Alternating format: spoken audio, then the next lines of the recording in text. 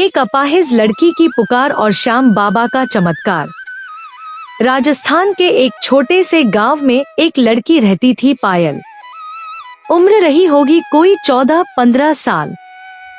सुंदर, भोली भाली, लेकिन दुर्भाग्यवश बचपन से ही अपने पैरों से लाचार। वह चल फिर नहीं सकती थी। एक पुरानी व्हीलचेयर ही उसका संसार थी। पायल की माँ गीता मजदूरी करके किसी तरह गुजारा करती थी। घर में पैसे की कमी थी, लेकिन प्यार की कोई कमी नहीं थी। माम बेटी दोनों ही खाटू श्याम जी के परम भक्त थे। पायल का हर दिन श्याम बाबा की मूर्ति के सामने शुरू होता था और उन्हीं के आगे खत्म। पर पायल का एक सपना था, मैं एक बार खाटू धाम जाकर अपने हाथों से श्याम बाबा को फूल चढ़ाना चाहती हूँ। उसकी माँ हर बार यही कहती, बिटिया हम गरीब हैं और तू चल भी नहीं सकती, खाटू बहुत दूर है, कैसे जाएंगे। पायल हर रात बाबा से प्रार्थना करती, श्याम बाबा अगर मैं आपके दरबार तक नहीं आ सकती तो क्या आप भी मुझसे मिलने नहीं आ सकते। धीरे धीरे पायल की तबीयत और भी कमजोर होने लगी। डॉक्टर ने कहा अब सिर्फ चमत्कार ही इसे ठीक कर सकता है।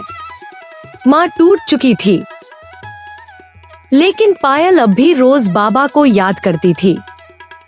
एक रात पायल गहरी नींद में थी। अचानक उसके कमरे में एक तेज प्रकाश फैला, जैसे कोई दीपक जल उठा हो, और उस प्रकाश में एक स्वर गूंजा, पायल उठ, तेरा समय आ गया है, मैं तुझे बुला रहा हूँ, तेरा विश्वास रंग लाया है। पायल ने अपनी आंखें खोली। सामने नीले वस्त्रों में एक तेजस्वी पुरुष खड़े थे। मोर मुकुट, मृदुल मुस्कान और आंखों में करुणा। श्याम बाबा खुद उसके सपने में आए थे। सुबह पायल ने अपनी माँ को आवाज दी, माँ देखो मैं अपने पैरों पर खड़ी हूँ। माँ को अपनी आंखों पर विश्वास नहीं हुआ। उसकी बेटी जो सालों से उठ नहीं सकी थी, आज न केवल खड़ी थी बल्कि धीरे धीरे चल भी रही थी। पूरा गांव यह चमत्कार देखकर दंग रह गया। कुछ ही दिनों बाद माम बेटी खाटू धाम पहुँचे।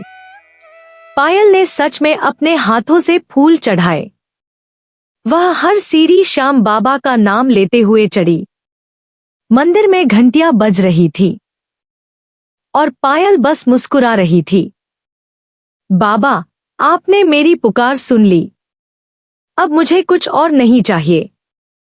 सीख, सच्ची श्रद्धा कभी व्यर्थ नहीं जाती।